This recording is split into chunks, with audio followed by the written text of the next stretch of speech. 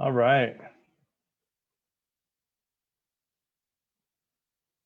Okay, well, good evening, everybody. I'd like to start with just saying thank you, right, to everyone that's here tonight in our virtual office that we now all are very accustomed to, and all the effort that's gone in behind the scenes, right, that's been put into this to make it such a great event. And so I know everyone is very much looking forward to it. My name is Joey Dunn. I'm the president of the West Hill Community Association.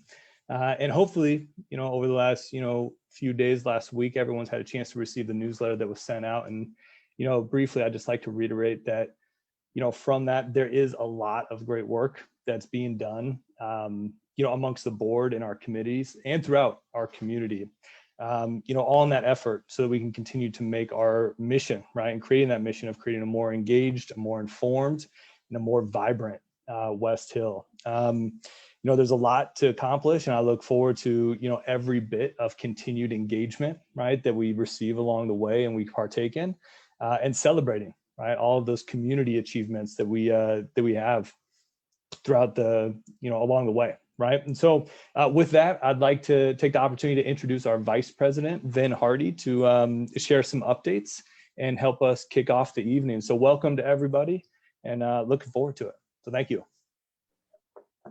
Thanks, Joey. Good evening, everyone. My name's Finn Hardy, and as Joey said, I am the Vice President of the West Hill Community Association, and I'm very happy to see you all here. So as Joey said, our mission is to create a more equitable, engaged, and informed community. Part of how we accomplish this is through our advocacy committee. Some important work that this committee has done is voter education, voter registration, and connecting residents with local government to advocate for our needs. So prior to COVID, our advocacy committee held community coffee hours and quarterly meetings to share and encourage conversations that are important and shape the future of the West Hill. If you're interested in joining our advocacy committee, please know that it is open to all West Hill residents. You don't need to be part of the board, and we would love your involvement. Having you there helps us to make sure that we are an engaged and informed community and that we make the West Hill more vibrant advocacy committee. Now I would like to welcome our moderator, Ms. Bridget Hempstead. And she is an amazing woman that I am really excited to introduce to you all. She's the founder and CEO of Sierra Sisters, an African-American breast and other cancer organization that provides support, education, and advocacy for women's breast and health issues. Bridget works to end the cycle of fear and increase knowledge concerning breast cancer in African-American and underserved communities. She is a published author in several medical journals, most recently in the Journal of the American Medical Association, on creating evidence-based outreach in the African-American community. In addition to being a fierce advocate in the medical community for equity in healthcare, Bridget sits on the board of the South Seattle Emerald. She is a motivational speaker and consultant, as well as an amazing singer. She has sung the national anthem for our Seahawks. Skyway neighbor, South End advocate, and all-around incredible person, please welcome Ms. Bridget as our moderator for this evening's voter town hall.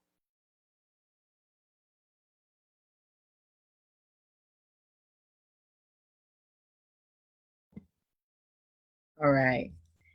Thank you. Are you able to hear me there?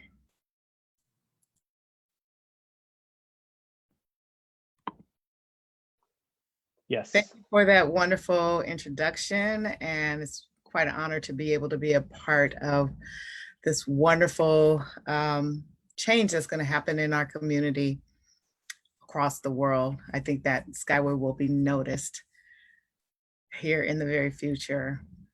It's my delight to be able to be a part of all the wonderful candidates this evening. I want to set the ground rules for the evening before we get started. This is a friendly and respectable debate. If anyone gets disrespectful, they'll be cut off. Each candidate will have 90 seconds to respond to each question. Jeremy will be timing each response and the timer will sound at the 90-second mark. And now it is my great pleasure to introduce each one of the candidates. 37th District, Position 1, Sharon Tomiko Santos. Sharon Tomiko Santos was elected to the Washington State House of Representatives in 1998.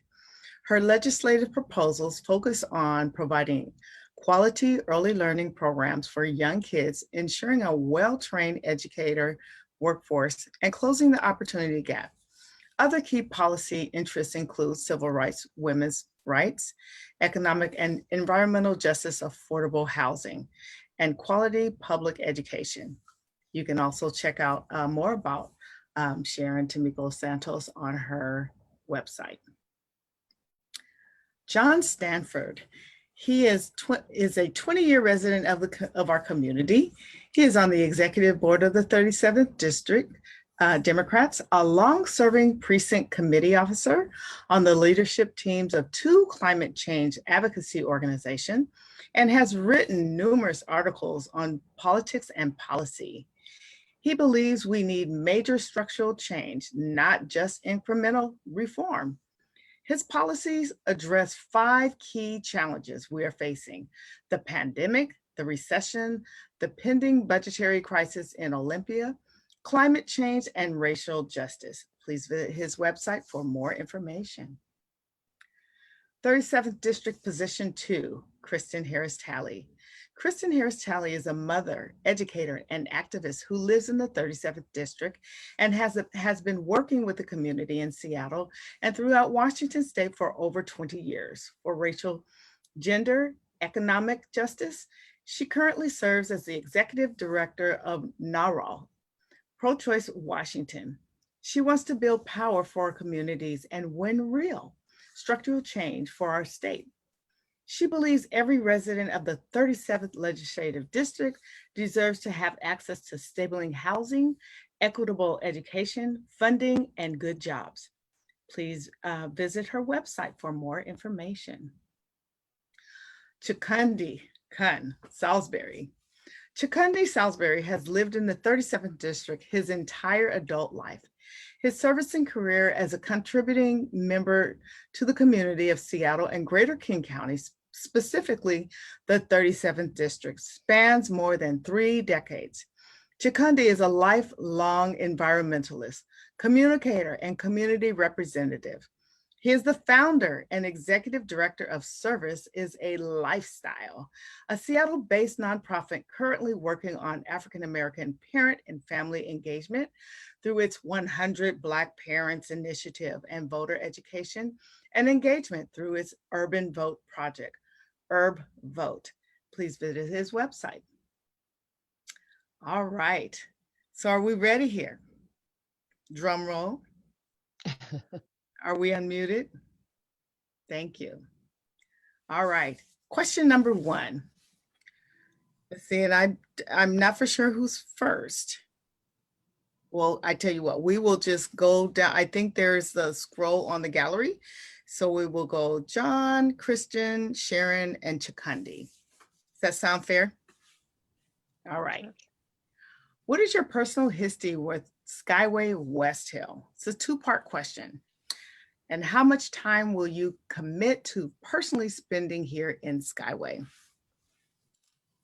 Okay, thank you very much. My name is actually John Stafford, not John Stafford, but Stanford. But I've worked as a teacher, and I've been called many things far worse than that. But anyway, with respect to the question, thank you for the question. I've attended 2 forums in Skyway. One was a candidate forum a couple of years ago, and one was a forum on public safety. I think maybe a year before that, I believe it was held at the VFW. I've also watched other forums online from Skyway. We were sent the debate from 2019 between Council Member Jermaine Zahale and Larry Gossett, which I've watched. I also watched the June 2020 land area usage forum that was also with Jermaine and Senator Rebecca Saldana. And then I just generally follow events in Skyway through reading and through relationships and conversations with friends. So I would say I follow what happens in West Hill Skyway reasonably carefully, as I do all of the other neighborhoods in my district. I also work as a baseball umpire for the Northwest Baseball Umpire Associations. I haven't done it the last 2 years because I've been working on a master's degree. But in any case, we handle games from Federal Way to Kent to Seattle, and I've umpired a number of games in Skyway. So I have a reasonable familiarity with the district, the area. I consider it to be the case that I'm quite well informed, but I'm always very interested in learning a lot more. And as a candidate, I would certainly strive to represent the area very carefully, as it has an outsized number of issues that need to be addressed in the near future. Thank you. Thank you for the correction on your name as well. Next candidate, please. Thank you so much. I'm so honored to be here. Thank you so much to West Hill Community Association for bringing us together today. I adore Skyway. It is, for our family, one of our main stomping grounds. There are so many amazing small businesses there that we frequent. And I am also a proud patron of the library there and go to many of the community events there in so many ways. Until that community center is built, that has been the hub of community there. I was proud to march with neighbors at the Heal the Hood March with all the intersecting issues there, and also proud to see when Skyway Coalition and Skyway Collective and Sync Youth and others won all the great work that you've won at the King County level, and want to see that expand at the state level as we continue to support you. It's the heart of our community in so many ways. The largest concentration of Black families is now in Skyway and no longer in the Central District. So I want to continue to have connections there. I also want to continue to contribute to the community center vision that's there. Our family has come in many times with the visioning sessions and other pieces to sit with neighbors with that vision. Now with that seed money at the 10 million that you have, to see that vision coming into fruition, and what it's going to look like to finally have that community center built so that there is a space to gather. And I've also, in my career over the last 20 years, working in progressive political work and reproductive justice work, done a lot of collaborative work with faith centers and healthcare centers and Skyway and a number of partners there for outreach for services. And I'm really proud to continue that work as well. So excited for the continuation of questions and deepening my roots with community. Thank you. Thank you for your time. Next candidate.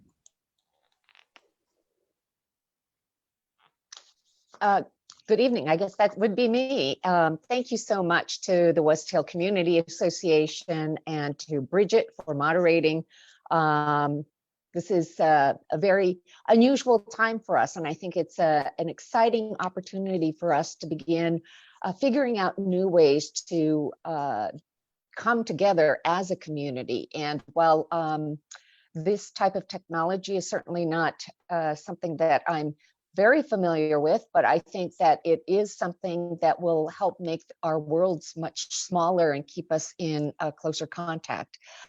You ask, what is my connection to Skyway West Hill? And I have to begin by saying, I have lived in this, close to this neighborhood since I was a teenager, when my family moved off Beacon Hill and moved into Rainier Beach. And so my connection to the Skyway area is not simply one of just passing through, but one of actually frequenting the many small businesses of the area. I do my banking there. This is my regular post office. This is where I do my grocery shopping at Grocery Outlet. And before then, used to use the A&H Drugs as my prescription facility. I think that's important because I do have a connection to the people who have defined this community. Red and Peg Arrington, who were sort of the mainstays of the VFW there, were very good friends and supporters of me from an early time. And so I continue to want to build those relationships and continue to commit to supporting the communities of West Hill Skyway. Thank you. Thank you. Next candidate. Okay, hey, that's me. This is a great question because I actually have a long and storied history with Skyway. First of all, just from an entertainment perspective, I've always frequented the Skyway Bowl and been a part of that for years.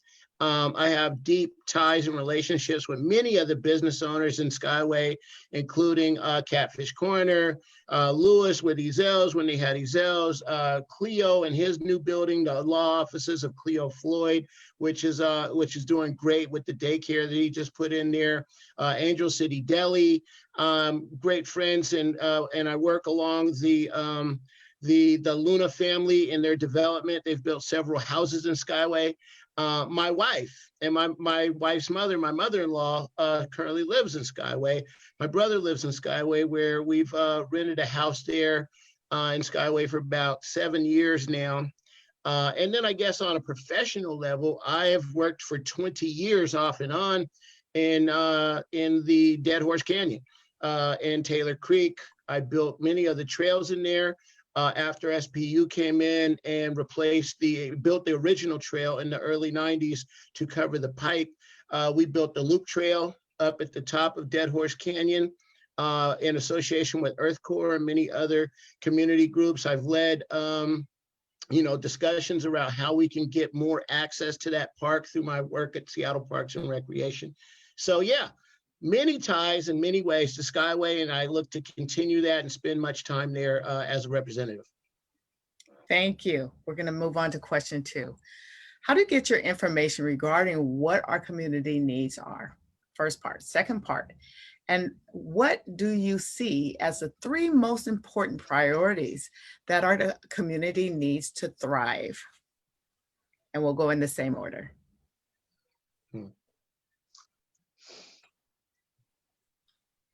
I think you're muted, John. Okay, I'm sorry. I get information, as I mentioned before, from reading, participating in events at Skyline, following online forums, etc., and spending time in the area. With respect to the 3 most important priorities, I will say that there's the following. First, it's going to be critical for Skyway to avoid gentrification. The focus of West Hill Skyway, as I understand it, is to focus on maintaining and improving quality of life for existing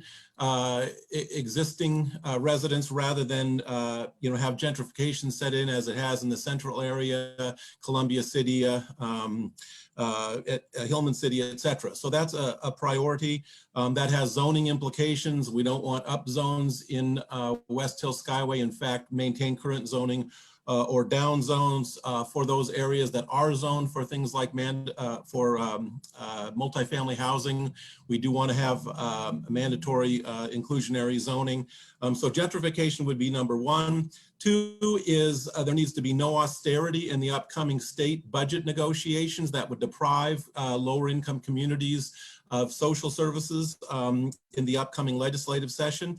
And 3rd, and sort of consistent with that, West Hill and Skyway need to obtain more and more stable funding for services provided by King County. Thank you. Thank you. Next candidate. Yes, so gentrification is already nipping at the heels of Skyway, regretfully, and so much of the impacts for the 37th district is felt deeply and most deeply for our neighbors in Skyway. One of the biggest considerations for slowing the tide of gentrification and making sure that those who built this amazing community get to stay is that we have to start deep investment in small businesses and stabilize the economy of Skyway.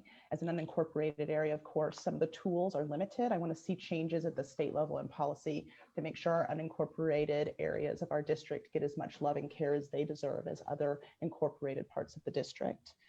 With that, we also need to make sure that we're staying focused on what community has been asking for. And there's been a particularly large push this summer for community ownership of the community infrastructure that's going to be built in Skyway. There's a difference between public space and community space. And for the community itself to own these spaces that are being built would be a game changer for stabilizing the economy and the base spaces that folks need to gather and build the work that they're going to continue to need to build as the community grows.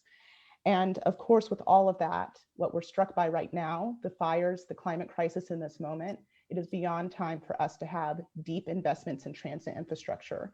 Skyway has continued to be underrepresented and underfunded in this area. because of the incorporation status, but also quite frankly, because folks aren't listening to community first in this way. And the routes east-west and what it is to have folks close to all the centers of their lives is essential, and particularly for our Skyway residents who are hit so hard with our climate impacts for our district. Thank you. Next candidate. Thank you, Bridget. You know, the way that I collect my information really is when I hear directly from my constituents, whether it is standing in line in the grocery store or whether it is by hearing from people who call me or write to me. That's how I usually find out what's going on in the community, or, you know, when you go through Nevzet's drive-through coffee shop, he's always filled with a lot of information.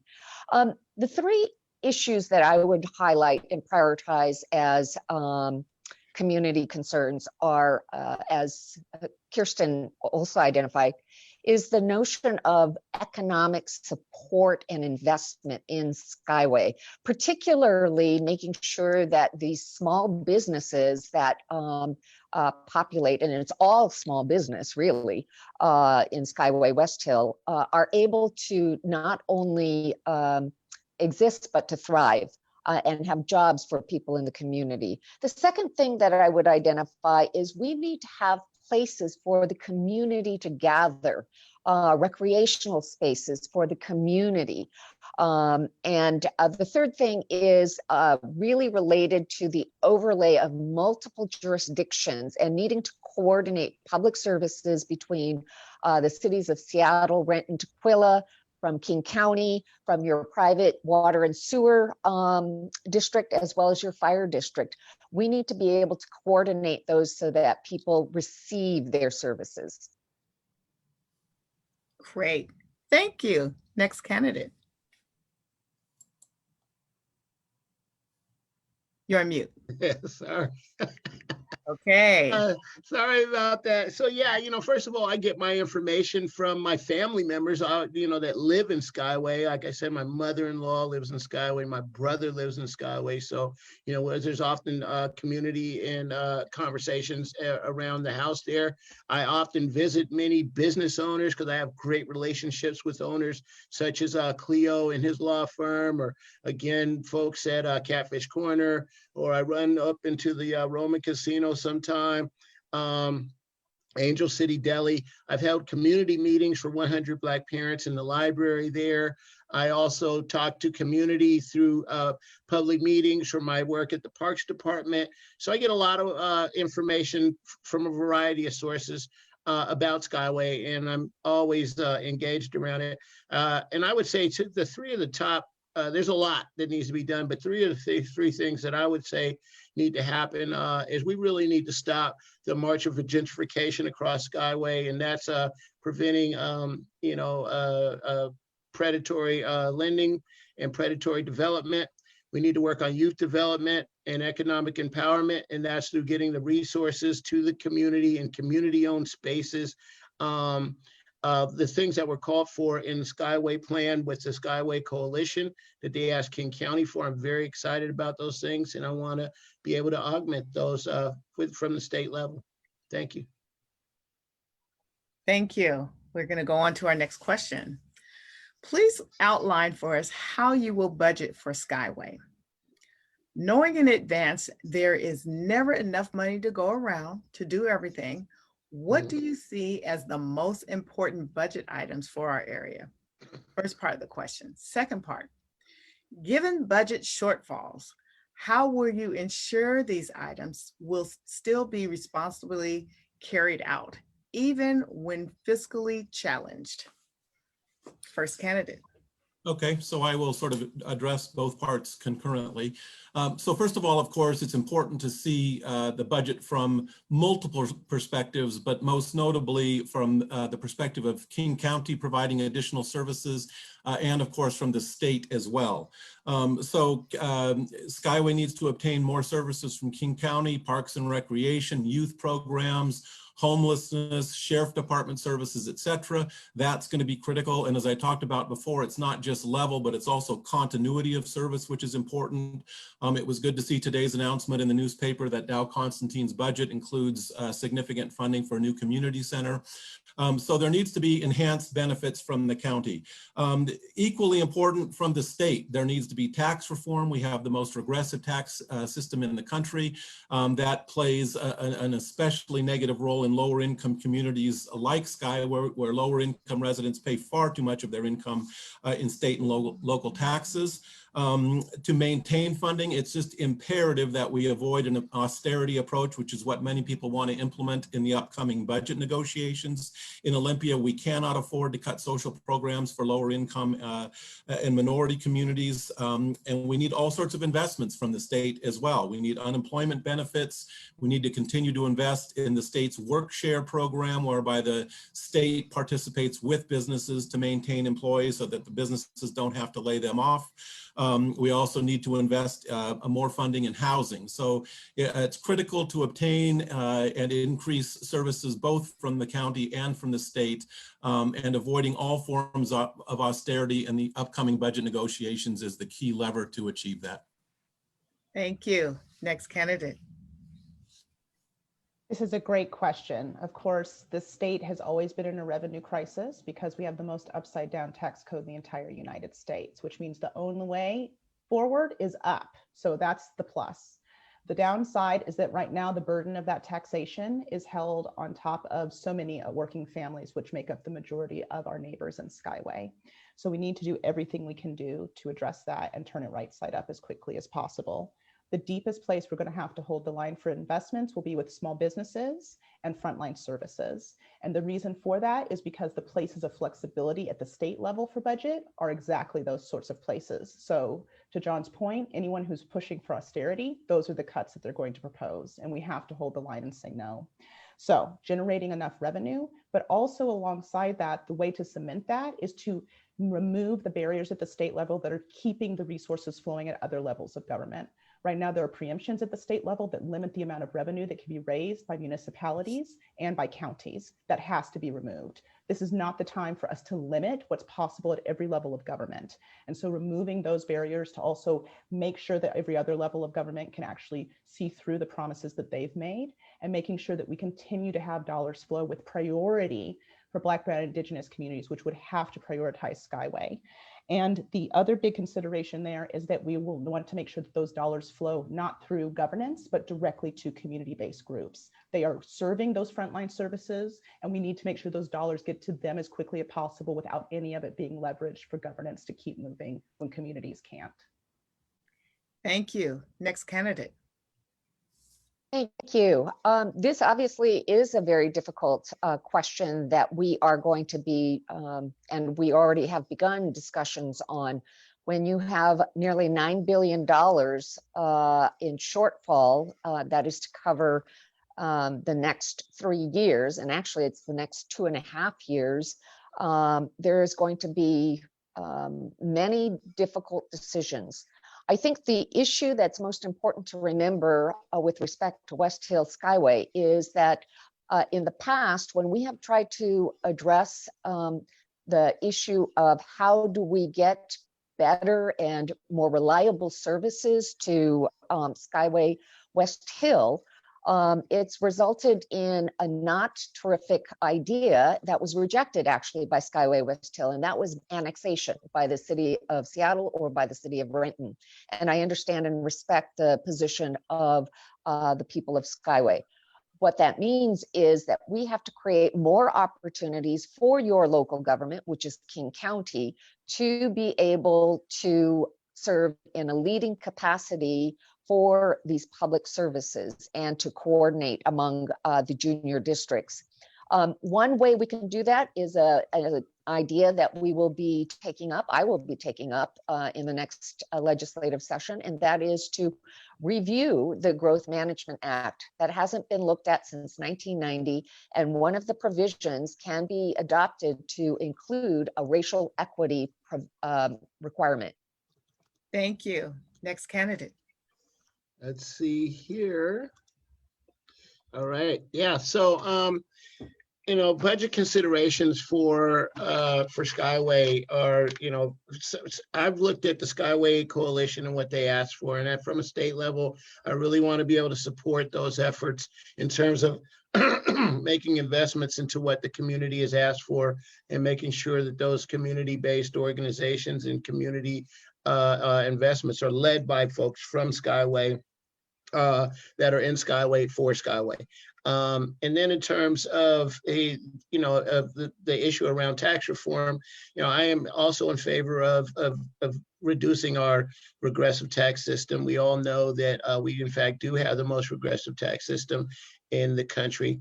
And around the making sure that we don't have austerity specifically, I'm really interested in using the lever of Black Lives Matter.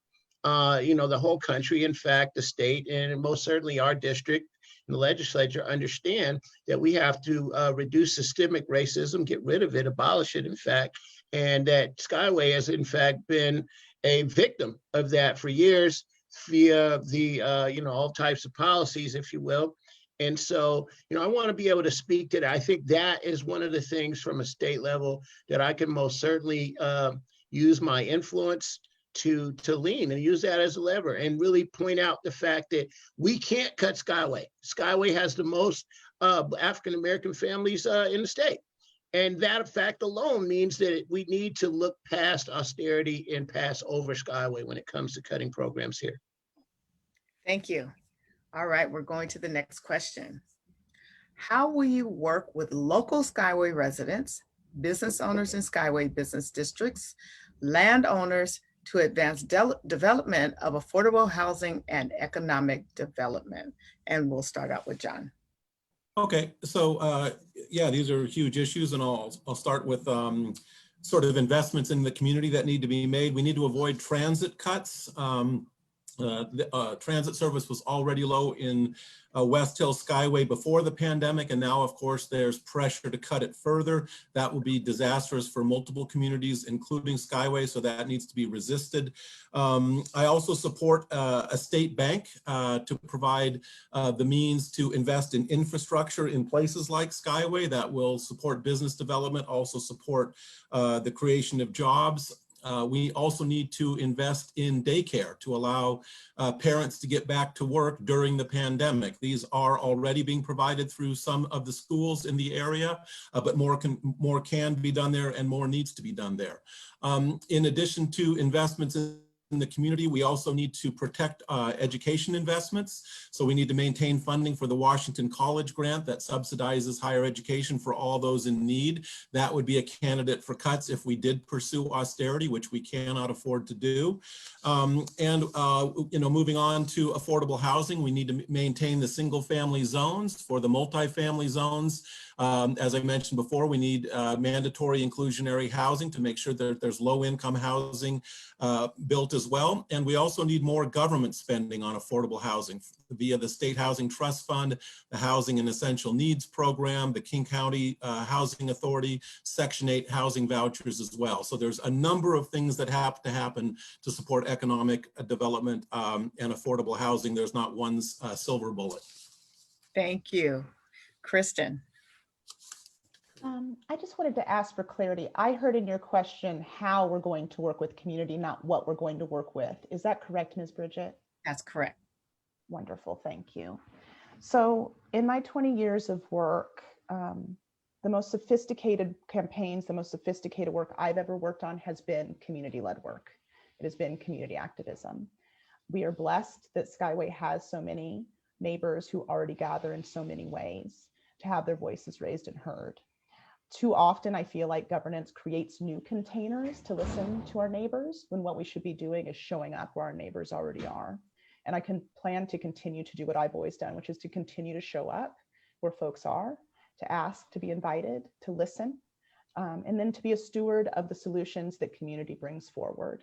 I think what we've seen in this moment, none of us here could have known that when our campaigns began, that we would be doing this work with the backdrop of a global pandemic, or with Black Lives Matter finally having the visibility it should have. And for our neighbors in Skyway and throughout the 37th, I think that is a call to action to continue to follow the lead of community, to see sustained protests bring the changes that it's brought on both the city and county level, and what that's going to look like to see sustained protest and community voice push for what we should be seeing at the state level is what we need to prioritize. And what will then be, I hope my role, if my neighbors see fit to send me to Olympia, will be making sure that every solution that comes forward, I have a continual loop with community about how we move that forward together in Olympia and what that looks like, to make sure there's accountability for me as a representative to do that well. Thank you. Sharon. Thank you, Ms. Bridget. I want to pick up on Kirsten's comments because I think she hits the nail on the head. When we talk about how we're going to work with the Skyway West Hill community, it has to be with first our ears and listening to what are the needs and interests of the community. Again, it was already pointed out that this is an area that is rich with many resources, including, for example, this West Hill Community Association. But you also have a couple of faith-based organizations that are in the community. So there are, if you will, institutions to begin having the conversation. And I think the question becomes, how do you harness that wonderful, rich resource? And I mentioned the GMA earlier. One of the things and features of the GMA is that every 10 years you have to update the plans for certain areas. And certainly Skyway is a step ahead with its own plan. And the question then becomes, how do you fund that? Because that's what then King County will be responsible for. With respect to housing, I think it will be important to make sure, as John pointed it out, that there are financial resources that flow from the state. But I also think that there's a way that we can focus on uplifting the community voice and not have it have to wait in line with all of the other state demands or demands on the state budget from other communities. And I think I have some ideas for how to do that are based on experiences with other communities and community organizing. Thank you. Chikundi. You're muted. Yes, I continue to do that. So yeah, this is a really good question, and I'm glad that you asked this. So I heard you when you said the how, and how would we work with, how would I personally work, with the community here in West Hill and Skyway. And I would say that, I'm uniquely situated to do that. I've been a project manager with the city of Seattle for over 20 years. And so I understand some of the basics of outreach and able to convene meetings and, making sure that you have equitable outreach in terms of contacting community. Also the fact of how to meet people where they are at.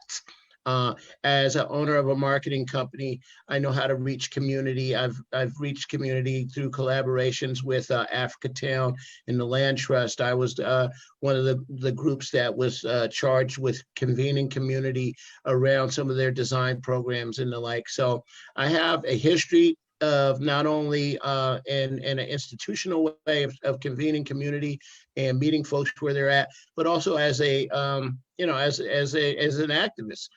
So not and with my company. So, as an activist, I've obviously been out in the street and talking with folks. And as I've mentioned, in several of the other questions, I have deep connections with community. I am often called around what's going on in Skyway. I've supported families in Skyway.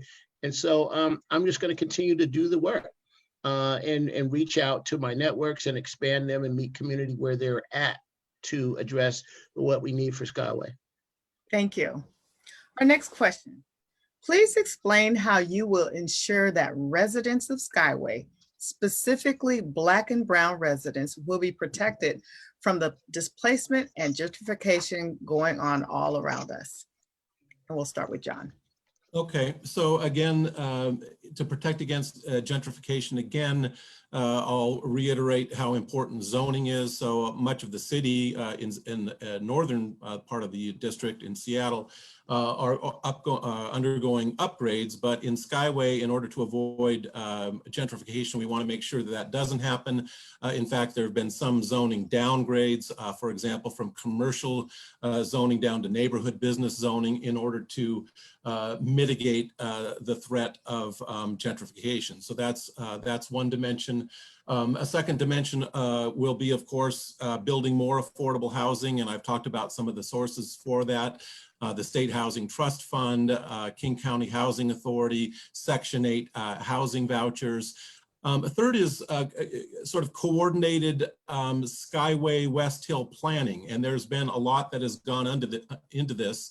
Including the most recently, proposed and passed land use proposal to King County to make sure there's sort of a united front around this, to make sure that the community is not sort of divided in its vision for what's happening. And then I guess the fourth thing that I would bring up would be there do need to be tenant protections against eviction, protections against foreclosure, and other measures to make sure that people are actually able to stay in the housing that they currently have. Thank you. Thank you. Kristen. Excellent question. There's so many intersecting needs for our Black, Brown, Indigenous neighbors in Skyway.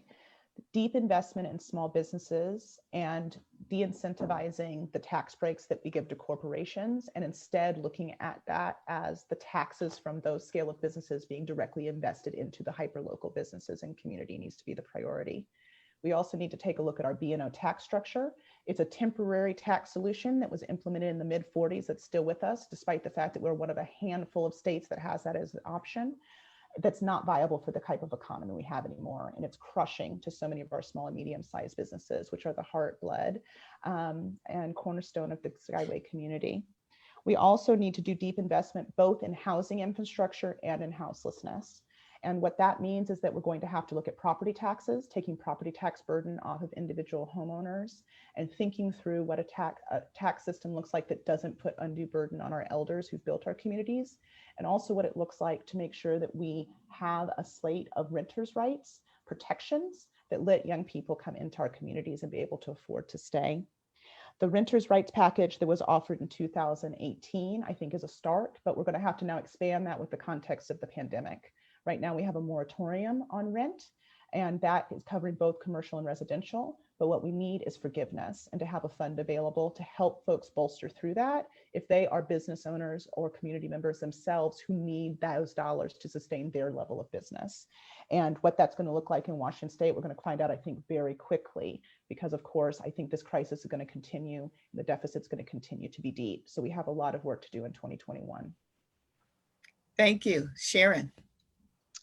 Thank you, Ms. Bridget. I want to focus on just a couple of things in terms of when we talk about protecting our residents from the impacts and the effects of gentrification. One of the things that we are talking about is how do we balance the need for increased investment in our community with some of the attendant evils, I suppose, that often come with it. And one of the things that we have to really closely monitor is what are the incentives that are being created for the attraction of investment in the community. And that's one of the ways that we can really start drawing those lines around what does the community want and what is the community willing to accept for greater investment. I agree that increasing housing stock of a variety of forms is very important. And one of the ways to build great stability in the Skyway area is to make sure that all of these homeowners do not get displaced as a result of increased housing density. And that's a big challenge because so many of our homes are are older homes and they are owned by older people. Fortunately, we do have the ability as a state to create some deferrals as well as exemptions specifically for seniors and for the low income. I think that also making sure that we are doing a better job of investing in education and after and before school community services is going to be key to avoiding some of the elements of gentrification. Thank you. Chikundi. Okay, well, yeah, and I got my mute off this time. Yeah. I'm ready. Anyway, so, I guess, first of all, let me say one of the things I've been, I understand gentrification. And one of the things that I've been working on specifically in Skyway and in our district is I launched a program called This Home Is Not for Sale, where we are addressing predatory lending practices and predatory developers from contacting our seniors in disingenuous ways, and then also providing education around, when is the best time to sell, giving complimentary market analysis for property owners. So that's one of the things that we can do in the short term to stop gentrification is halt that march of people getting taken advantage of. In the long term, or also in the short term, one of the things I want to see happen is rent subsidies for our folks who are, in rental units, and that is total forgiveness. We trust them to be able to do the right thing, to be able to choose their housing, and I think those resources should go directly to renters. And then lastly, I'm really focused in working on the so-called homestead exemption, which will allow us to index property values, and most certainly in Skyway, that will help our elders age in place by being able to have taxes that are, reasonable for their particular piece of property, as opposed to the county as a whole. Thank you. All right, we're going to go to the next question. Skyway West Hill has a disproportionately large number of marijuana retail facilities that generate significant tax revenue for King County, with a very small fraction of the funds making their way back to Skyway. How will you change this to ensure that the marijuana retail sales tax generated here will stay here to support youth services and economic development in Skyway? John. Okay, so I'm going to answer this just a little bit more broadly. There's a couple issues with marijuana retail sales in Skyway. One is the number of outlets, and there's been a movement, of course, to reduce that from, I believe it's 4 down to about 2, which seems reasonable. Secondly, there's the issue of who gets the licenses to operate the marijuana retail establishments. And there's been a movement to sort of focus those with people who've had challenges with overly sort of racially biased marijuana sentencing guidelines in the first place. That seems reasonable to me.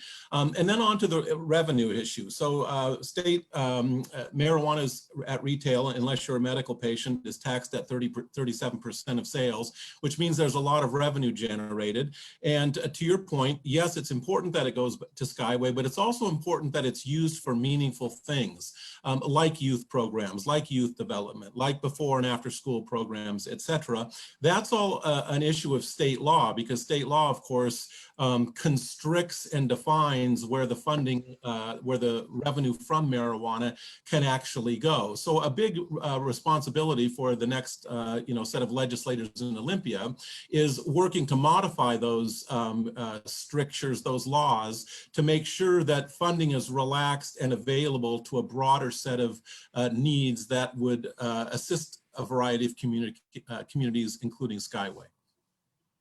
Thank you. Kristen. Yes, this is a great question. I want to say congratulations to all of the organizers in Skyway who were able to get a larger carve out from King County in this last budget cycle. That $10 million of additional cannabis revenue that's going to be directly invested in Skyway is the direction and trend I would like to see continue and grow.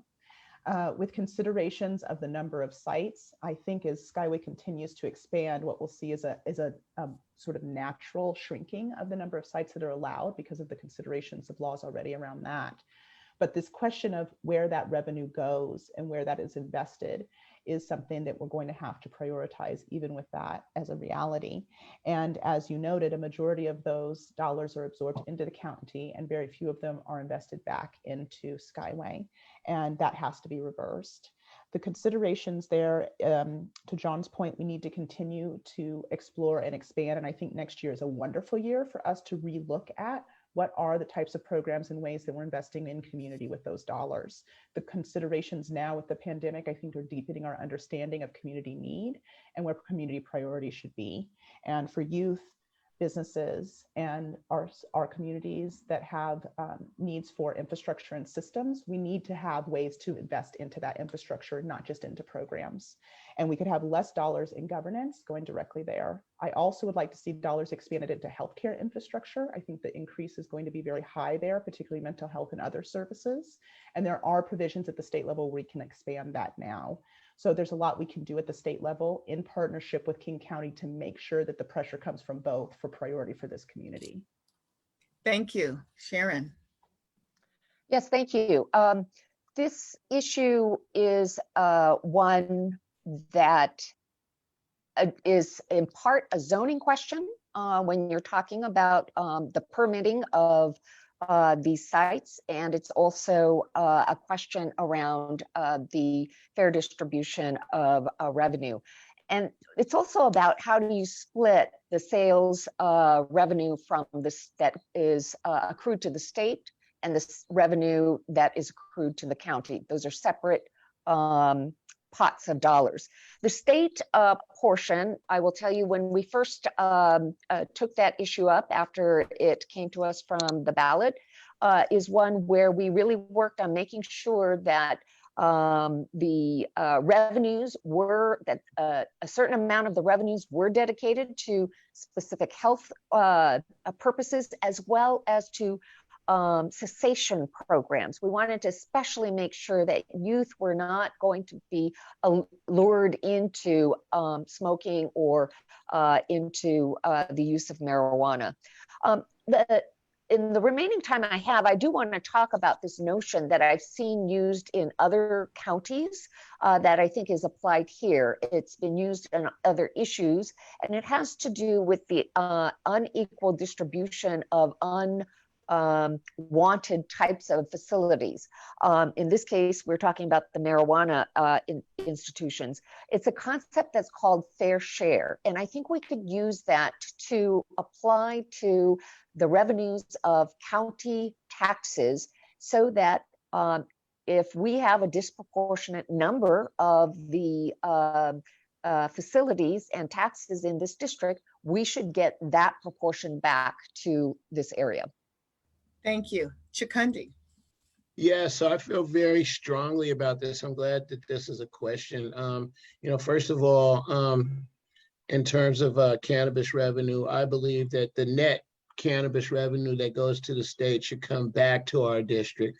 Most certainly, we want to support the infrastructure of the Liquor Control and Cannabis Board for their oversight of cannabis. However, the net proceeds on the state level should come back to our district, and that's one of the things I'd like to fight for. In terms of distribution of cannabis sites, I think that the market is supporting that. So we most certainly do not. I am in favor of keeping those individual sites, but I'd like to see us work on licenses for communities, especially Black people who were impacted by the injustice around the racist system that resulted in many people I know being unfairly incarcerated around cannabis. And then to that end, I've been asked by folks in the community to help support the virtual community meetings that the LCB, the Liquor Control and Cannabis Board, is having on September 29th. And I would encourage everybody to come out to those sessions. And I'm most certainly going to be there and be talking about my vision for how cannabis should be giving back to our communities in terms of youth development, economic development, and investment via microloans and small business. Thank you. Going on to our next question. How will you work with our community to reimagine public safety, reduce gun violence, and eliminate policy brutality that impacts Black and Brown residents in Skyway and surrounding communities? John. Okay, so this is obviously a very important question, and one that's very appropriate given the times. The Black Lives Matters protests have brought these issues to the forefront, so it's critical to acknowledge the just nature of their demands. It's also important to work with the various groups, King County Equity Now, Decriminalize Seattle, et cetera, community leaders, in order to sort of forge consensus around what needs to be happen here.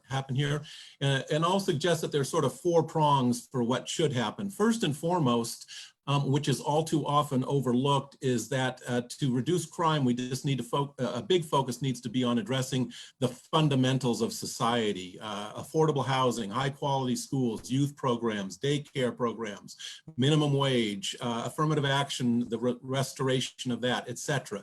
So thriving communities lead to lower crime rates, of course, and that needs to be an emphasis.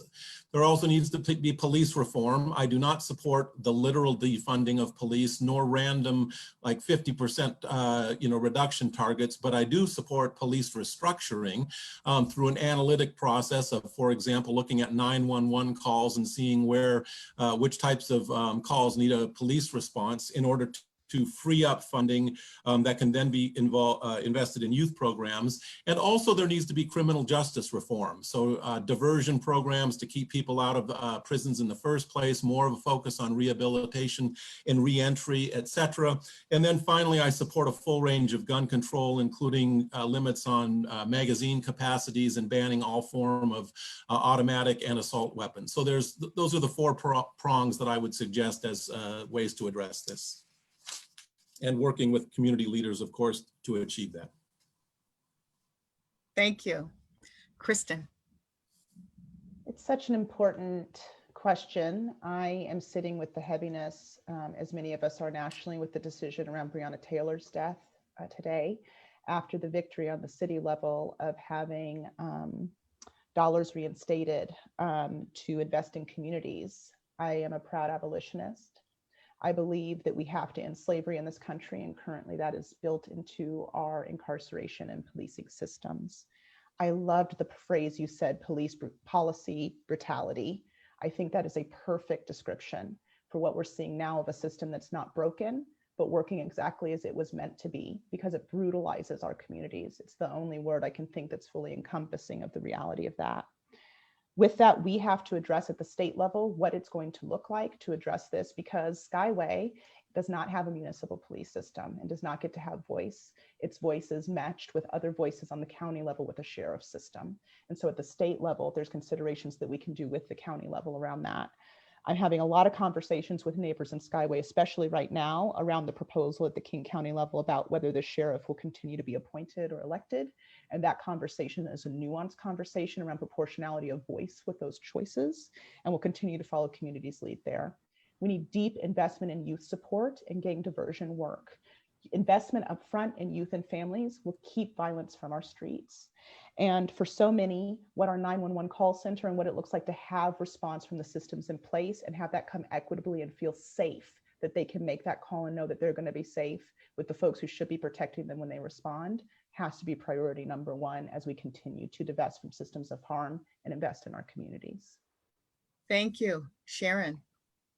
Thank you. As I think about this question, I reflect on the notion that the strongest, most effective way to ensure that a community is safe is through engaging the community and having the conversations and working through some of the challenges. And what that means for us in the Skyway area is we have to break through decades of sort of culture that's been imposed on us to sort of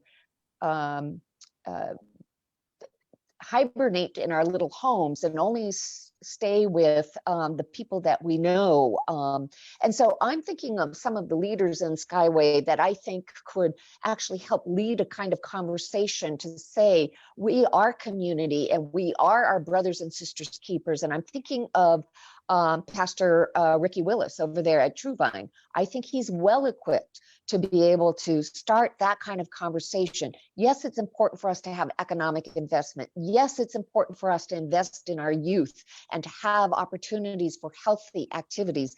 Yes, it's important for us to strengthen the 940 laws so that we have we have more civilian oversight of the police. But the most effective way to protect our community is to have community eyes on us and to build that neighbor to neighbor kind of approach. And from there, to be able to start working in the investments that the neighbors all see as ways to support community effort. Thank you. Chikandi. Yeah, this is a topic that's close and dear to my heart. As you may or may not know, I've been working for years around gun violence prevention. A good friend of mine, Tyrone Love, was murdered in 2009. We started the Silent War Project a couple years before then with my mother and Mothers for Police Accountability. So I've been working in the community around this for a while. And one of the things I obviously agree with with some folks that what was said already here around bringing community to the table. And to me, that means investing in programs and community-based organizations that in fact are doing the work right now. Right. Groups such as, Community Passageways. I've been working with Dom over there and the like. And so I like what they're doing, and I like to be able to scale those type of programs and to have more mentorship and engagement in Skyway, obviously, and throughout the district. And that means that we have to have more community spaces. We have to have more investment in youth training and programs, and obviously a community center. So those are some of the ways that I think we can combat, youth violence and gun violence. Also, one of the things I like to see that I think is being very successful at this point, I've seen them walking around on Rainier and Othello and Henderson, is the community service officers. And I can't understand why we can't, or I'd love to see us execute something like that on the county level in Skyway specifically, is get some community service officers who are unarmed to be able to work and mitigate issues as they come up in the Skyway West Hill area. Thank you. Our last question. Skyway residents heavily rely on our fire department, the local VFW, and our nonprofit community groups such as West Hill Community Association, Urban Family, Sierra Sisters, New Birth Ministries, Holy Temple, and other faith-based organizations. Renton Innovation Zone Partnership, RISP, and others to stay informed and connected, to receive services and to participate in building a strong and healthy community. How will you work to improve support and resources for these organizations? John. Okay, so it's a very good question. And it bespeaks of a reality that needs to be acknowledged, that Skyway has immense coordination challenges, immense challenges in working with other entities. So it's involved, tightly with what happens in the state. It's involved with Renton in a variety of capacities, most notably through the operation of the public schools. It's involved with King County inextricably through all sorts of other funding mechanisms. It has its own institutions that are, yes, linked to other entities, but largely locally influenced, the fire department, for example. And it also has issues of linkages with Seattle. And yet, despite all this complexity, it has no mayor or city council. So there's sort of a paradox, a conundrum, a challenge, a management challenge that needs to be addressed, an organizational, a governance challenge. So that remains a huge issue for Skyway. In order to address that, in my opinion, it would be useful to begin to explore more formal Skyway governance, central governance mechanisms. And yes, I realize there's all sorts of legal issues with that, but in order to manage those more effectively. And then secondarily, maybe even more importantly, but I'm getting to it second, is the bringing together of these various constituent groups in a formal organizational sense and regular sense in order to coordinate and plan what needs to happen in all of these ways that intersect across groups and issues. Thank you. Thank you. Kristen. It's a great question. And I think John so clearly articulated sort of the structural government and structural challenges. But I will say this, for all of those, what I have seen for all the groups that you named, Ms. Bridget, and beyond that, many other groups as well, is actually not a lack of coordination, a very deep amount of coordination. A lot of neighbors coming together, a lot of them building coalition, shared agendas. And with that, that means getting behind those solutions and prioritizing them and stewarding it through implementation. Too often at the state level, we do these big shifts and changes and then don't work with local governance. And for Skyway, that means King County to make sure the conduit happens, which is why I'm reaching out to King County council members now to build those relationships to make sure that that can continue. I'm reaching out to those community organizations now about how do I show up in the spaces you are in so that I can make sure as dollars are being dropped down from the state level to the county level, we are also stewarding that priority to go directly to those community organizations. Again, we can't continue to depend on public infrastructure and pretend that it's community ownership and community-led infrastructure. And Skyway already has the richness of these organizations, coalitions, and partners coming together.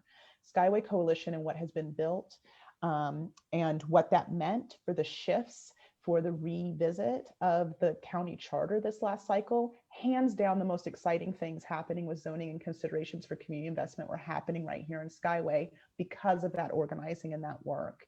I want to continue to see that happen, and we need good amounts of revenue with direct investment in the community to make it happen. Thank you. Sharon. Yeah, thank you. I am very excited about that question. I know I've referenced the GMA in a couple of previous questions. One of the reasons I think it's an important policy, growth management, and how do we contain management, but also sustain the culture of specific communities. And the culture of Skyway West Hill is very independent in the sense that this community has spoken, they do not want to have another layer of local government. And so how do we then ensure that the voices of the community are actually heard and served?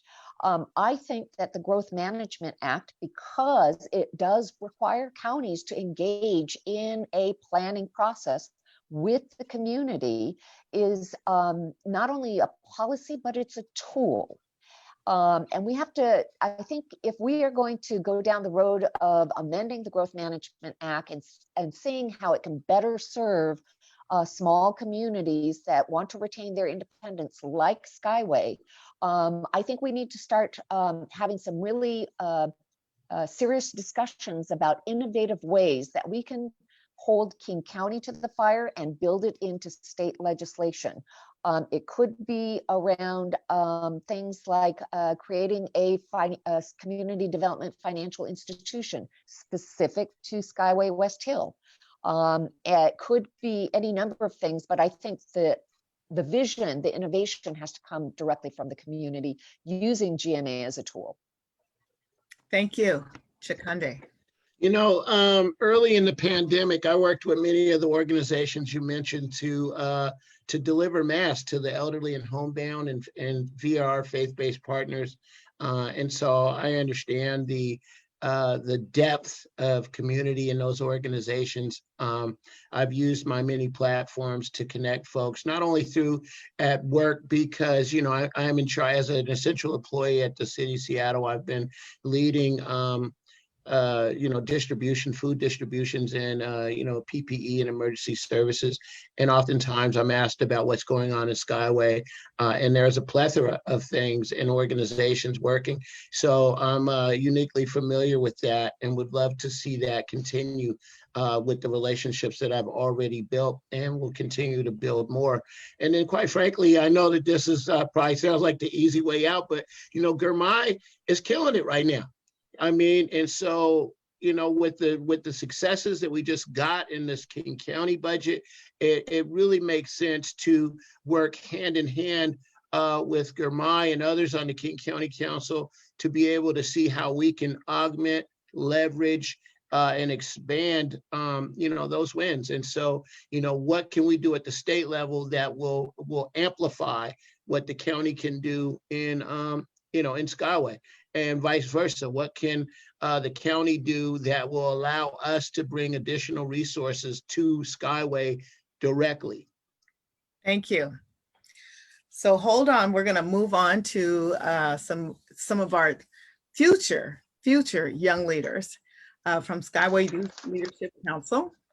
Over the past 2 years, 6 Youth Leadership Council members have become experts on the needs of young people in the Skyway community. 2 of the members of Youth Leadership Council, Maya Dabney and Alicia Ng, will pose their questions to the candidates during part 2 of the panel discussion, and they also will share a little bit about themselves. Yeah. Thank you, Ms. Bridget, for that introduction. Good evening, everyone. My name is Alicia Ng. I am a recent graduate of Renton High School and an incoming freshman at the University of Washington. I'll be studying business, particularly international business, and also diversity, in hopes of working in diversity, equity, and inclusion one day as my career path. I have been involved with SYNC for about a year now, and I'm also working as the program coordinator for a nonprofit called Hey Mentor, which our mission is to support underserved students through college and career counseling. So I'll hand it off to Mia to introduce herself as well. Thank you.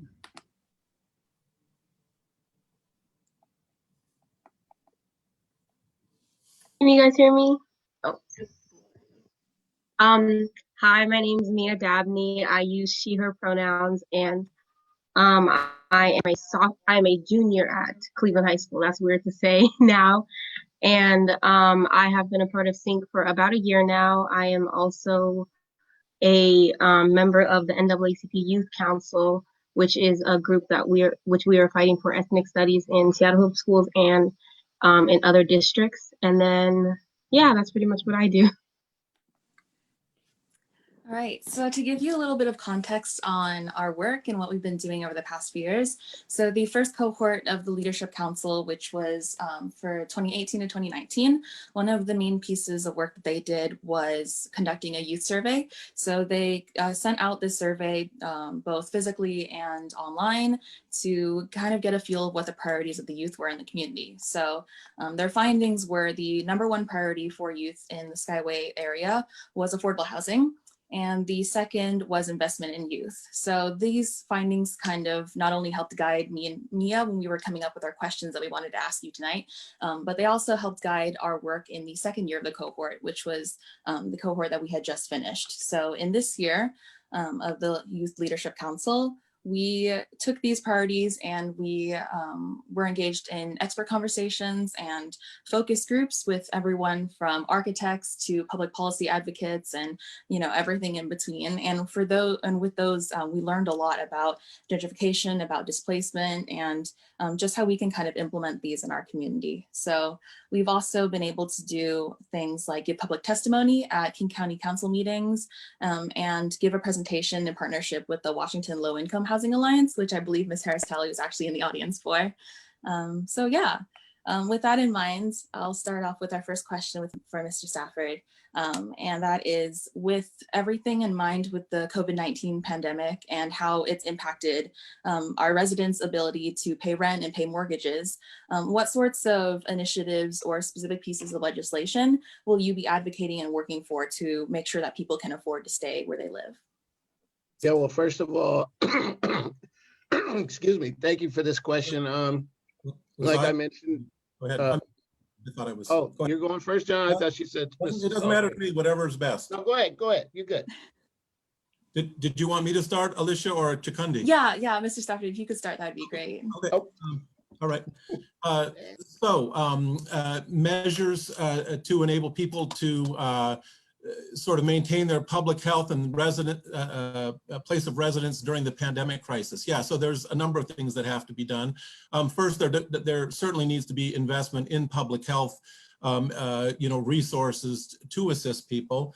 Second, we talked before about the need for tenant protections, eviction moratoriums, et cetera. That's huge. I also favor, it's really a misnomer, but this concept of universal basic income, certainly this is the wrong time for that if meant literally, because you don't want to be sending checks to affluent people during a recession. But the notion of targeted income support for people in need, I do support on a needs-based basis. Another thing that I support, which we haven't talked about tonight, is the government's establishment of a pandemic recession fund for undocumented individuals who face sort of unprecedented challenges because in addition to having healthcare and economic needs, they are sort of concerned about coming out and acknowledging that for fear of arrest and deportation.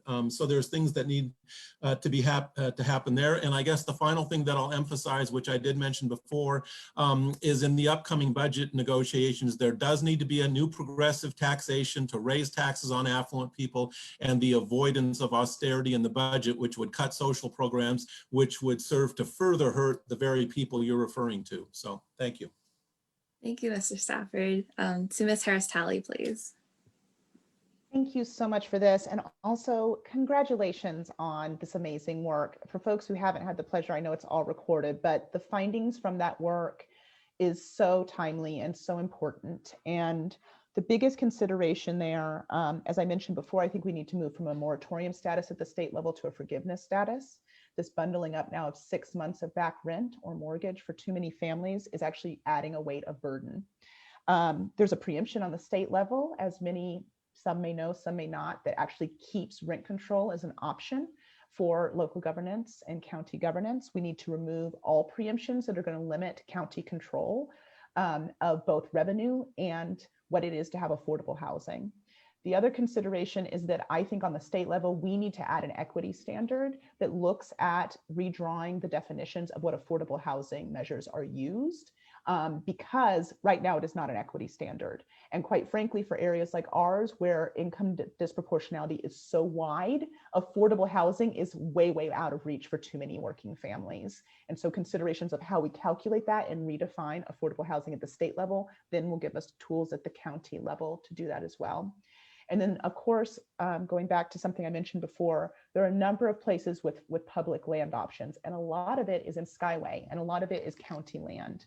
And right now, we need to consider on the state level opening up more options that will allow more and easier transfer of public land to community ownership. That shift alone, and then deeper investments in co-op and other housing models that let us do large density and scale models for housing that let communities stay close together and have the density they need at the heart of their communities, will be a game changer for Skyway as it continues to grow. Thank you. Next to Ms. Tomiko Santos. Thank you. I also want to say it's so exciting to see young people engaging in our in a civic engagement process and taking this very seriously. So thank you for joining with us. Thank you for challenging us. As I think about the question that you've posed, to me, the most important thing about making sure that we are creating affordable housing options is to recognize that our housing needs change as we get older, whether we're single, whether we then decide to raise a family, if we are older and want to age in place. So it is very important to create a diverse stock of housing opportunities. And to create them in the most affordable way means that we have to both think about how do we create community-owned housing, not just public housing, for people who may need subsidized housing opportunities, which is also important, but community-based housing. For example, I mean, we need more teachers. Teachers cannot afford to live in the cities where they are teaching. We can create housing that is specifically designed for teachers that is subsidized. The same thing goes for other public servants. We have to recognize that the transference of wealth is often through ownership. So rentals are not the only thing. And finally, I would say, let's take care of both investing in youth and creating affordable housing opportunities by promoting housing, building opportunities like tiny homes and Habitat for Humanity with our youth. Thank you. And finally to Mr. Salisbury. Finally to Mr. Salisbury. Okay, sorry about that. I jumped the gun. I'm all over the place tonight. I'm just excited. And I'm excited. Thank you guys for the work that you're doing. I love seeing young people involved with the process. I've been working for years with Urb Vote in a lot of different high schools. And so excited for you and your opportunities. Specifically to the question, in the short term, I am all in favor of rent and mortgage forgiveness. We've been in this pandemic, as others have said, for quite a while now. And to see that bill come due is going to be a very big problem. And then moving forward, I'm also in favor of rent subsidies. I think it's important to be able to empower folks to make the great decisions with money to live where they want to live, right? And not necessarily those funds going to landlords, if you will. I want the resources to be in the hands of the people, of the renters. Okay, and so that's one of the things that we can do in the short term. And then obviously in the long term, we've all talked about on this call about progressive revenue, about investments in affordable housing, and being able to put those resources into Skyway specifically. One of the things that I think is important, again, is being able to use the homestead exemption to allow our seniors in Skyway to be able to age in place. We have lots of elders and folks and retired folks in Skyway who are at risk of being gentrified out simply via the taxes, property taxes. And so with that, like I said before, I've started a campaign, This House Is Not for Sale, to also beat back the wave of gentrification that is, put in place by predatory lending practices and developers throughout the city, and most certainly in Skyway. Thank you. And I'll hand it back to Mia for our last two questions. Okay. Hi, everyone, again. So I'm going to ask the last two questions, and I'll just have you guys go through the order you went through originally. So first question, what did you say? Someone say something? Okay. The Skyway community has been asking for a community center for years. This community center would provide so many services for youth in Skyway, such as mental health resources, support systems for their education, and creating recreational programming. What are your plans to prioritize creating a safe space for Skyway youth and families? Okay, so thank you very much and for the question, and I will, just add to your voice that this is obviously a very important thing for Skyway, the community center. I do view it as one of a sort of a broader set of entities, organizations, et cetera, that would support Skyway Park, et cetera. But the development, enhancement, building of these kinds of institutions is a critical part of Skyway and West Hill development. I was very pleased, as I mentioned before, to see today in the Seattle Times article that announced, if I recall correctly, I think it was $10 million in funding for the new community center. So that's very good news at a very good time when these types of facilities are even more important than normal in light of the pandemic and the recession, et cetera. So I'm, fully supportive of that. I'm very supportive of Dow Constantine's proposal. I hope that the budget passes, and I look forward to these types of investments coming into Skyway. I guess with the, remaining time that I have, I'll also add that there's some things from the investment perspective that will also contribute to Skyway's development that we haven't discussed, and perhaps most notably is the use of the internet as a establishment as a public utility, so that everyone has access to the internet, and that's especially important, of course, in the age of enforced online learning in the educational system. So, all right.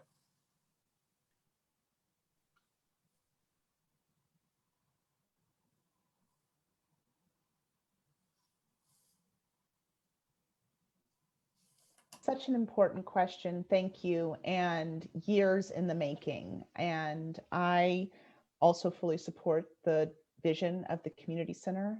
As I mentioned earlier, our family's been involved with some of those visioning sessions over the years. It's been many, many years of work that's brought this moment. King County just did an investment of $10 million for the SEED project. And I think there's still a lot that we can do at the state level to bolster and support that work and make sure that all of the land acquisition and all of that goes through very smoothly with consideration for the scale of the project. One of the biggest considerations I always have with this is that these are places that become the lifeblood and the hubs of whole communities. And so the intentionality that Skyway has had and what it is to make sure the diversity of Skyway is represented, this is a really bold vision that you all have. And right now is actually a great time to start that investment with the pandemic. We need to invest in infrastructure building at the state level. We need to do it at hyper-local levels. We need to have consideration for community-led and prioritize solutions and projects first. So I, for one, will be championing any movement of state dollars to this project specifically, and would love to start having those deep conversations now about how we can carve out some dollars, hopefully to bolster the county dollars to continue to grow the base fundings to build out this and prioritize it as a needed infrastructure for the community. It's going to be a game changer for so many. And then I also have to say, a building is only as good as the programs and people's ability to stay there and have all the services that they need. So considerations of what are the intersecting pieces of internet access, community hub organizations that'll be anchored there. What are the considerations of what it is to maintain and sustain and grow that will also need continued investment beyond that building. And so that is something I'm also committed to now, and I'm really excited to bring that vision to reality, hopefully starting next year.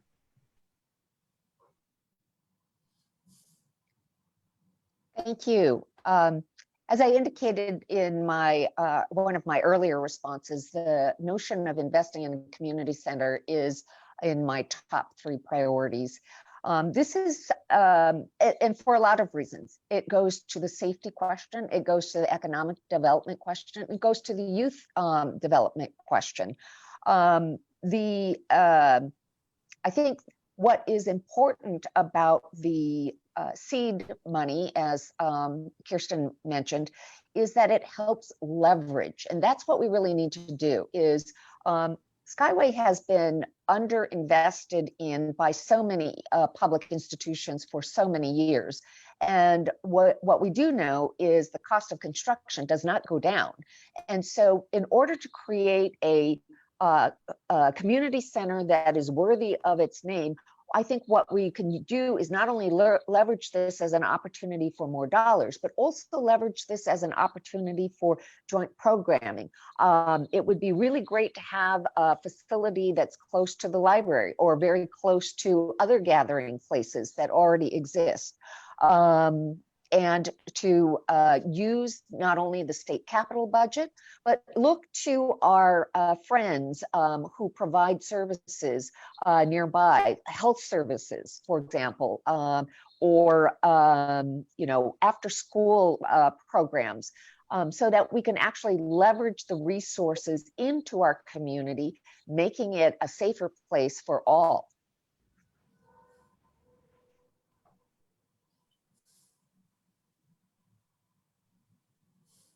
Yeah, you know what? I'm super excited about this question. Obviously, one of the reasons why is that because I have been a Parks and Recreation professional for the last 23 years, and I understand the power of a community center to convene community, a meeting space, a place for groups to build, a place to have intergenerational connections. And so, You may or may not know this about me, but I was the director, assistant director at Garfield Community Center in 1998, 97, and part of 1999. And I am still in touch with many of the young people who now have their own family. So I understand acutely how a community center can in fact help build and maintain and keep a community strong. And that's why I'm very excited to support the upcoming community center here in Skyway. I've often wondered, why we can't get that moving along faster. So again, I would like to work with Councilmember Girmay and others in the community to see how we can bring the state's resources to bear to be able to take the next steps to get that community center done. It's something that the community deserves. And again, like I said, I'm acutely aware of the power of a community center as a person who has been a director and a manager of a community center. Okay, thank you. And this is our last and final question. Can you go into detail about how you're going to center youth voices in the work that you do for the 37th district? How will you find different ways to communicate with our youth so our voices are heard? And I'm kind of a person who likes to switch things up. So do we want to answer the questions in reverse this time? Finally. I've been jumping the gun all night, so it's finally my turn. You know what? I think that, so one of the things that we've done uniquely at Seattle Parks and Recreation is we've tried to let youth lead the way. And I most certainly will continue to do that in my work here at in this position and in Skyway.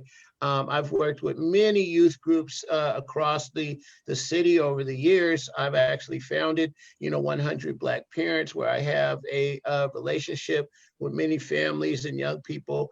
I've developed the African American Males Weekend and African American Females Weekend. So I have a conduit of young people that I'm always in touch with. And we let the events that I put together, for example, Bubbling Brown Sugar through 100 Black Parents at Garfield High School is another youth-led event where we have young people decide how that event will go. And so I will continue to use not only my professional experience at Seattle Parks and Recreation as a person that is engaged young people and had youth-led programming, but also my community volunteerism in terms of bringing young people and let their voices lead our decisions in how we move forward. So yeah, that's my plan, and that's how I will continue to do that work in Skyway and beyond.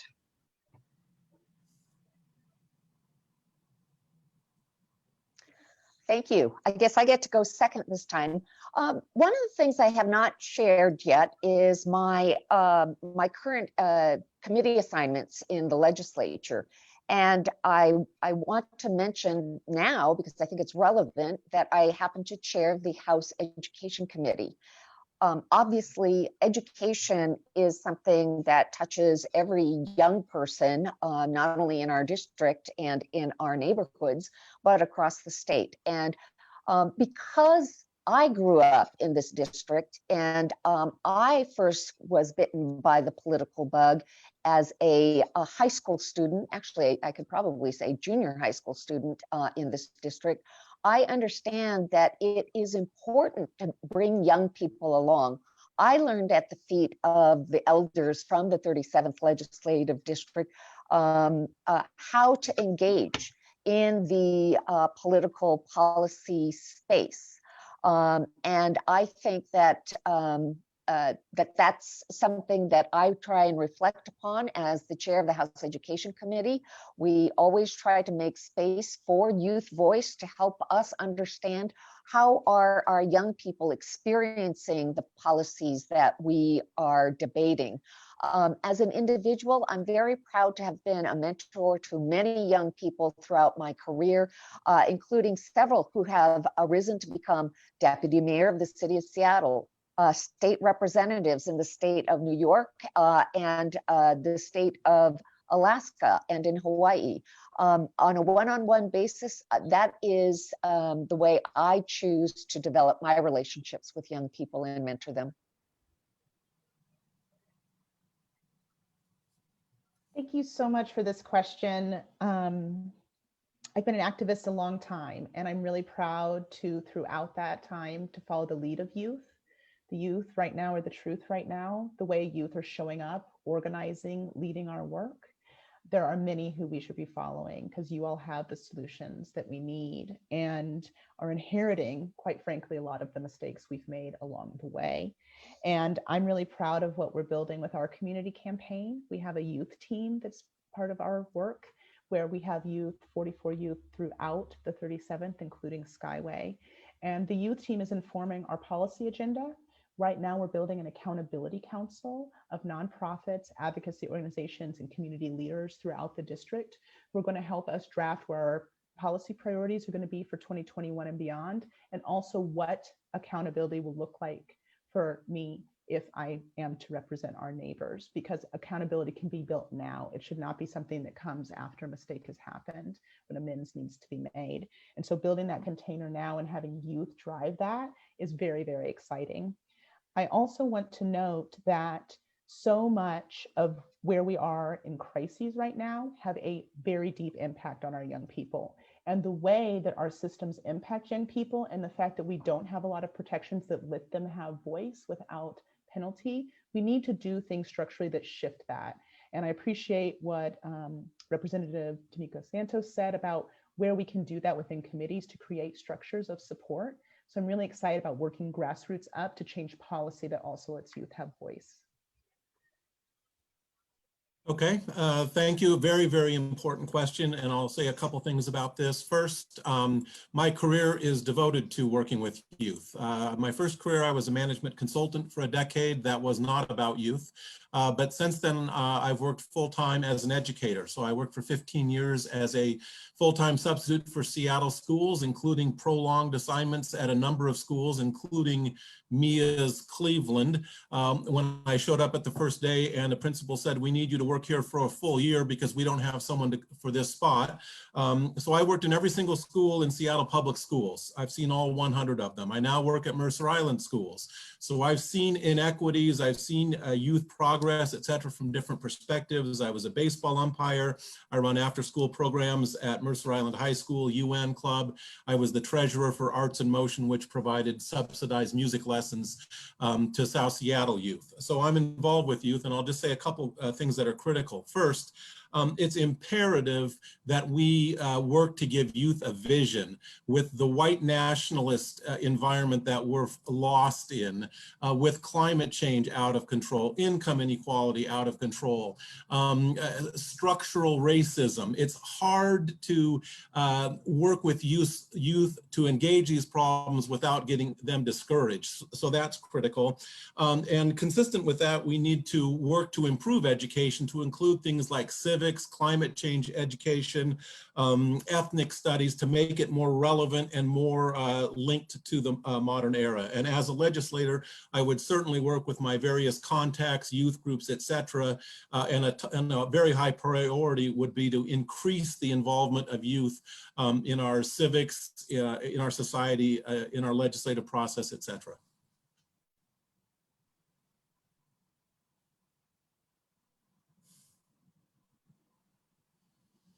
Thank you. Thank you for all of those answers. Those were very helpful. Does anyone else have anything else to say?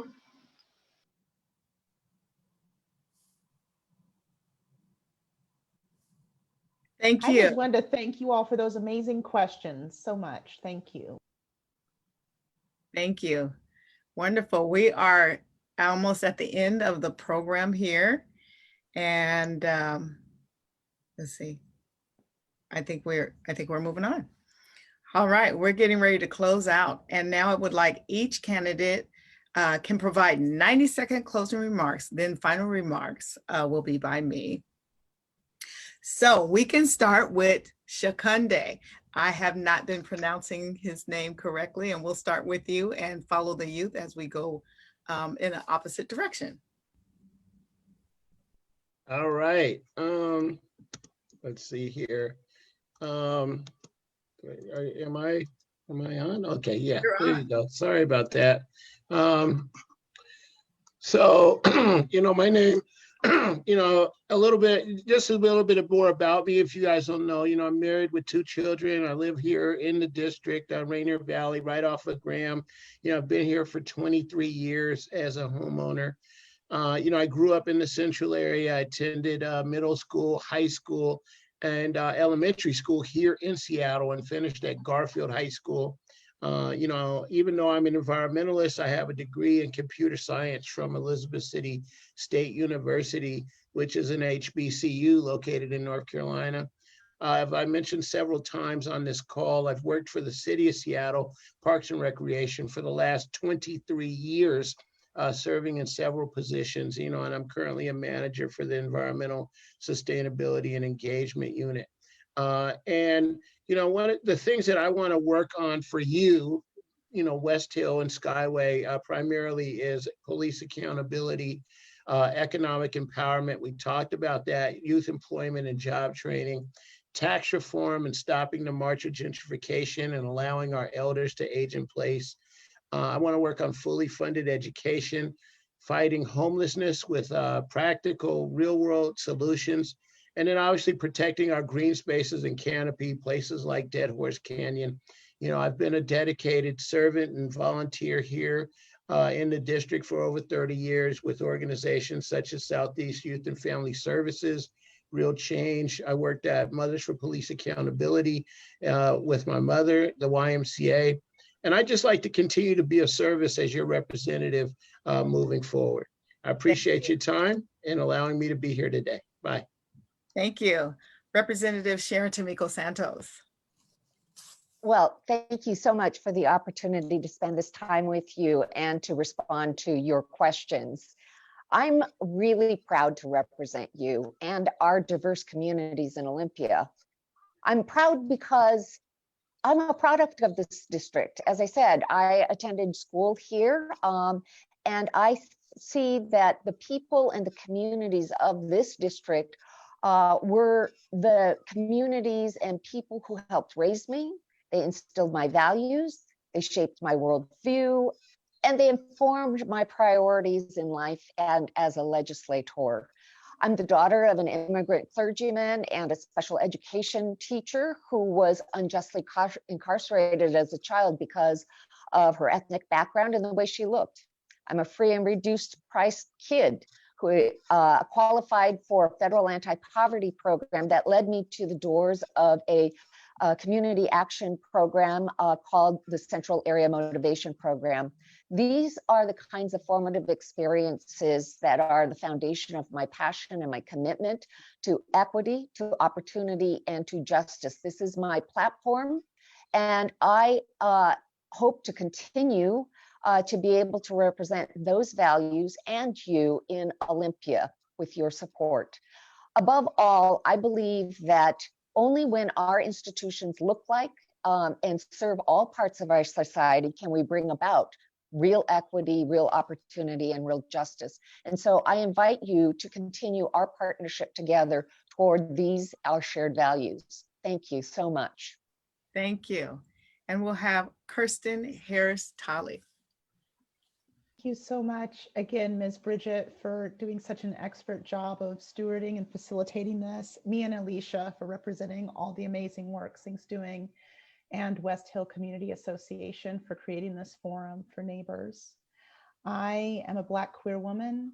I'm a PTA mom with 2 children who I'm currently balancing my full-time job at NARAL Pro-Choice Washington, homeschooling my children and building with my neighbors this community campaign. I'm running for office because my neighbors asked me to, and I was proud to answer the call. I believe they asked me to because over my 20 years of working in progressive political work as an activist, I have continued to build coalition with people. I've followed community's lead. I've stood shoulder to shoulder with community through the ups and downs of what it is to fight so hard for boldness, and at times find elected officials not meet the call. And as I said earlier, this pandemic And this moment for the Black Lives Matter movement is a clarity. 2020 is a clarity. Every institution and system that we've held on to is showing every fault line. And that means we have an opportunity to be truly bold, truly progressive, truly looking forward, and rebuild all of these systems that, quite frankly, weren't built for too many of us. At the intersection of my identity as a Black queer woman, I have experienced on a daily basis and throughout my life what happens to folks at that intersection. And for me, that means continuing to build this with community. We're not taking PAC dollars, fossil fuel dollars, or corporate PAC dollars rather. We're getting our dollars from community because that's who we want to be beholden to. So you can check us out at electkht.org, plug in with our youth team, our block squads, our virtual community vision sessions so that we can hear from you and build this together. Thank you. Thank you. And John Stafford. All right, thank you very much for the opportunity to participate in this excellent forum this evening. Amongst other things, I very much appreciate the very substantive nature of the questions, so that's been fascinating. So I'll say the following things. We live, of course, in an era defined by concurrent crises. We have the crises of the pandemic, the economic recession, the pending budget crisis in Olympia with massive stakes, the racial justice crisis, the climate change crisis. These demand structural solutions. We can't approach these by putting a Band-Aid here and a Band-Aid there. We need to rethink how society is structured. Similarly, Skyway West Hill faces a number of structural challenges: the need for economic development, public safety, the avoidance of gentrification, the obtaining of more funding from King County and the state, et cetera, youth development programs. So we need structural change. And indeed, the slogan of my campaign is bold structural change, not just incremental reforms. I have a background that I believe situates me well to address these structural requirements. I was a partner for a management consulting firm that advised the senior management of large corporations in business strategy for over a decade in Washington, D.C. I'm on 3 climate change advocacy organizations in South Seattle. I write articles for the South Seattle Emerald. So I believe I'm well positioned to deal with these structural demands. So again, my name is John Stafford. Again, thank you very much for the opportunity to participate here tonight. I do ask for your support, and you can learn more about my campaign at staffordforstaterepresentative.org. Thank you very much. Thank you. I want to thank everyone that has been participated in this town hall this evening. For one, we had a great, clean conversation, and each one of you have been able to share exactly where your heart is for the community. I would like to say that on the conclusion in November, when everybody comes to vote, and when that person finds themselves the winner, that the constituents that are here today will come together and embrace one another for the greater good of our community, because it's about our community. It's about stopping lives dying prematurely. It's about turning around healthcare. It's about supporting our youth. And we can't do it without you. So this is Bridget Hempstead. I'm signing off to a wonderful evening. Thank you. Thank you. Thank you very much.